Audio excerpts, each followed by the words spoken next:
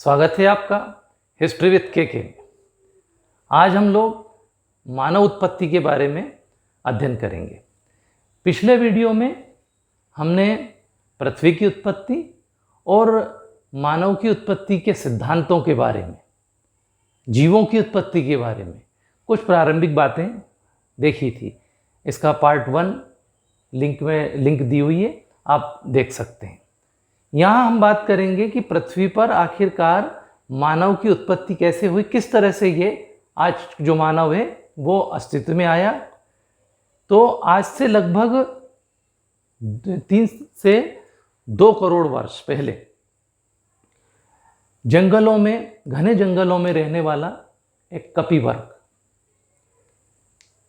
जिसको कि जो पेड़ों पर रहता था, लंबी लंबी भुजाओं से पेड़ों की शाखाओं पर एक से दूसरी तक लटकता रहता था।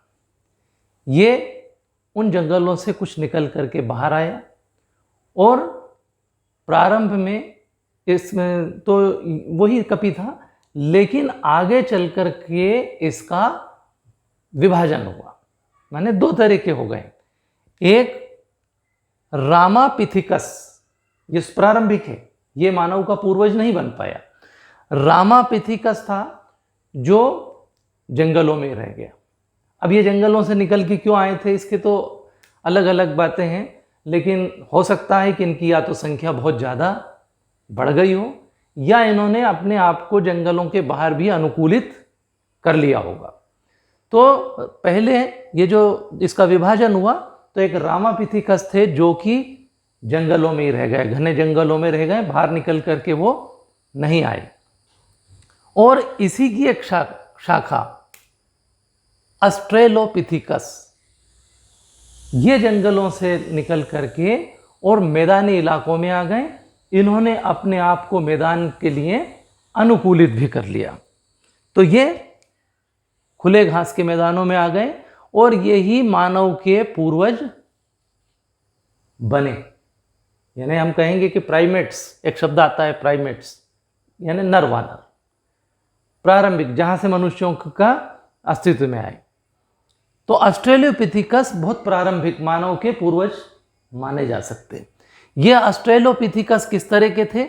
लगभग 50 लाख से 8,50,000 का समय मान लीजिए, इतना पुराना तक के समय ये अस्तित्व में आए। कहाँ आए अस्तित्व में?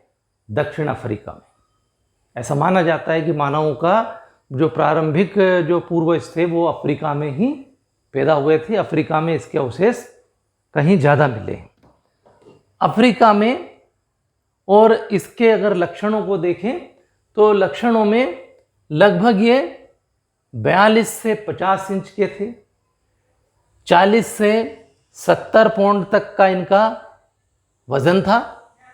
इनकी नाक चौड़ी थी, माथा विकसित था और मस्तिष्क का जो आकार था वो 450 घन सेंटीमीटर था। 450 घन सेंटीमीटर आज का जो बुद्धिमान मानव है, आज का मानव है, उसके मस्तिष्क का आकार भी लगभग इतना ही था। तो ये प्रारंभिक शाखा थी ऑस्ट्रेलोपिथिकस। इससे आगे चल कर के और होमो इरेक्टस अस्तित्व में आए। होमो इरेक्टस ये प्रजातियां हैं। होमो इरेक्टस, जिनको कि हमने पिथेकैंथ्रोपस भी कहा है। ये अब यहां मैं बताना चाहूंगा कि होमो जो शब्द है, ये देखिए, होमो शब्द का अर्थ मानव ही है। यहां मानव का मतलब केवल पुरुष से नहीं, स्त्री और पुरुष दोनों के लिए इसका समान रूप से उपयोग किया गया है। ये जो होमो शाखा थी, इस होमो से 3 प्रकार के शाखाएं देखने को मिलती है। इसकी 3 शाखाएं थी। एक होमो हैबिलस, होमो हैबिलस थे। होमो हैबिलस जो थे वो औजार बनाने वाले थे, यानी पैरों पे खड़े तो होते थे, लेकिन इन्होंने अपने हाथों को अच्छी तरह से विकसित कर लिया था और ये औजार बनाने में माहिर थे। दूसरे थे होमो इरेक्टस। ये होमो इरेक्टस सीधे खड़े होकर के चल लेते थे। इस तरह का विकास कर लिया था कि अपने ये 2 पैरों पर खड़े होकर के सीधे चल लेते थे, माने सीधा चलने वाला इंसान। और तीसरी शाखा थी होमो सेपियंस। होमो सेपियंस को बुद्धिमान मानव कहा गया। ये 3 इसके भाग थे। तो हम बात कर रहे थे कहाँ की? होमो इरेक्टस की। होमो इरेक्टस 15 लाख से 7,50,000 के आसपास अस्तित्व में था, आया। और ये कहाँ पर मिला? अफ्रीका में और एशिया में। क्या लक्षण थे?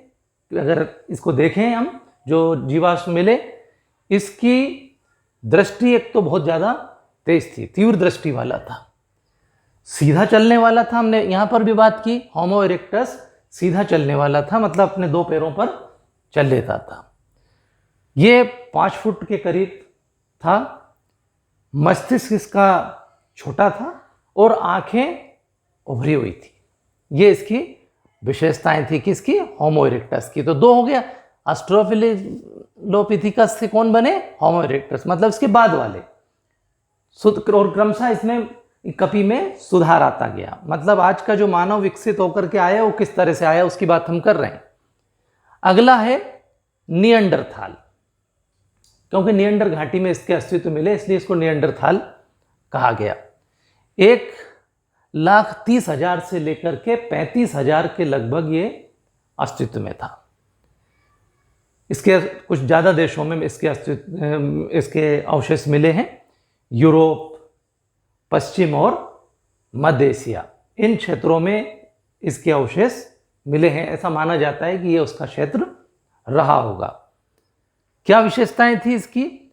नाक जो थी वो काफ़ी लंबी थी, उसका जबड़ा विशाल था, टांगे छोटी थी, लंबी नहीं थी, छोटी थी, कंधे उसके काफ़ी चौड़े थे, दांत इसकी सब एक पहचान ही थी कि इसके दांत काफ़ी हद तक मनुष्यों से मिलते जुलते थे।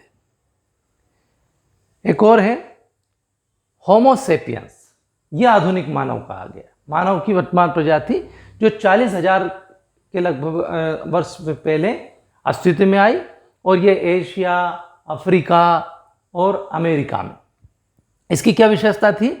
इसका कद लंबा था, माथा बड़ा था और नाक पतली थी, और इसने काफ़ी सारा विकास कर लिया था। इससे पहले हम लोगों ने प्रागैतिहासिक काल में काफ़ी कुछ पढ़ा है इसके बारे में। तो ये विकसित बुद्धिमान मानव होमोसेपियंस, वर्तमान में हम होमोसेपियंस प्रजाति के ही हैं। तो ये परिवर्तन आए।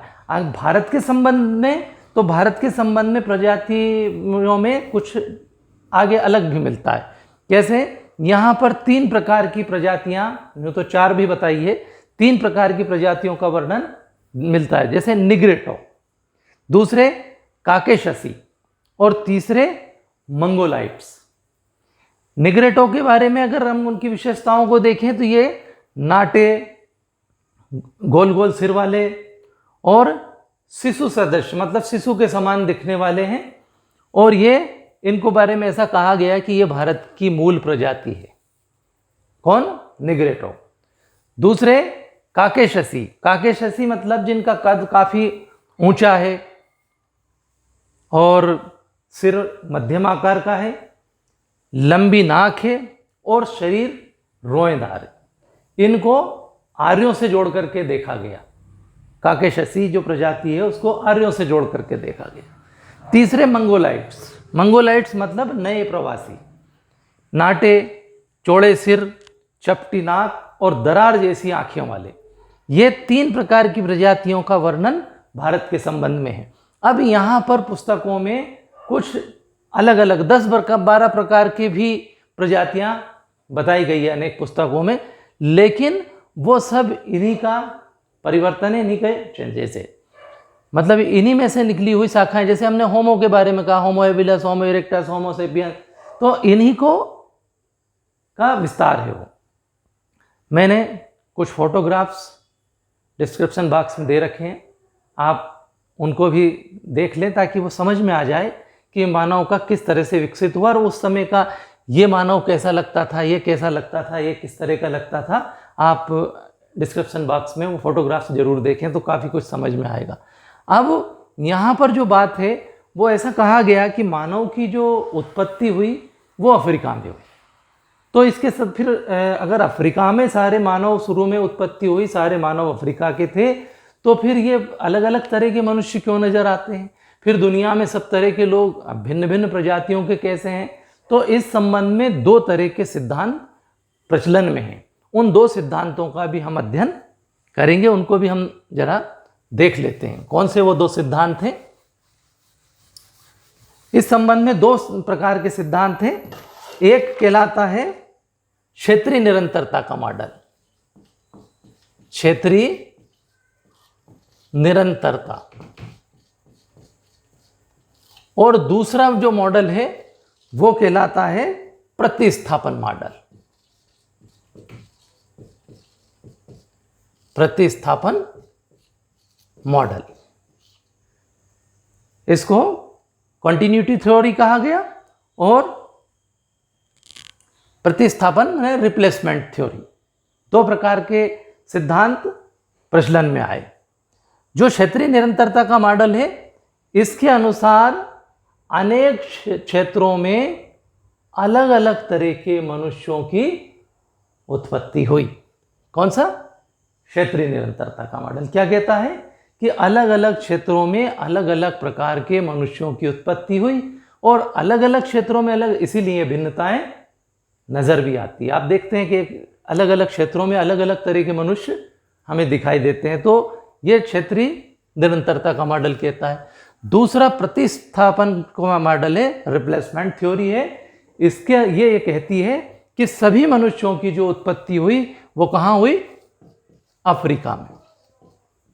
और फिर इनका क्या हो गया? प्रतिस्थापन हो गया, ये जगह जगह पर चले गए। अब लेकिन बात यह है कि अगर ये अफ्रीका में ही होती तो फिर अफ्रीकन जैसे ही लगते सारे के सारे। परिवर्तन क्यों आया? तो परिवर्तन इसलिए आया क्योंकि हर क्षेत्र का प्रभाव व्यक्ति के स्वभाव पर, उसके कद काठी के ऊपर, उसके रंग रूप के ऊपर पड़ता है। तो उस हिसाब से अलग अलग क्षेत्रों में अलग अलग तरह के लोग दिखाई देने लगे। तो ये दो प्रकार के सिद्धांत प्रचलन में है, क्षेत्रीय निरंतरता का मॉडल और प्रतिस्थापन मॉडल। अब इसमें कुछ शब्दावली है, लिंक में मैंने दी हुई है, वो शब्दावली भी आप वहाँ से देख ले। जैसे प्राइमेट्स क्या होते हैं, प्रजाति क्या होती है, होमोनाइट क्या होते हैं, होमोनिट क्या होते हैं, इनके बारे में आप उसमें देख सकते हैं ताकि और भी अच्छे से ये पाठ समझ में आ सके। कक्षा 11वीं की पुस्तक में भी ये पाठ है और NCERT की जो पुस्तकें हैं। तो हमने आज प्रजातियों के बारे में देखा, उनका क्या समय था, क्या उनकी विशेषताएं थी, और ये क्षेत्रीय और निरंतरता का मॉडल और प्रतिस्थापन मॉडल को देखा। आप इसके पूर्व की का जो एक वीडियो और है वो भी देखें। आशा है ये वीडियो आपको पसंद आया होगा और इससे आपके ज्ञान में वृद्धि हुई होगी। Thank you very much.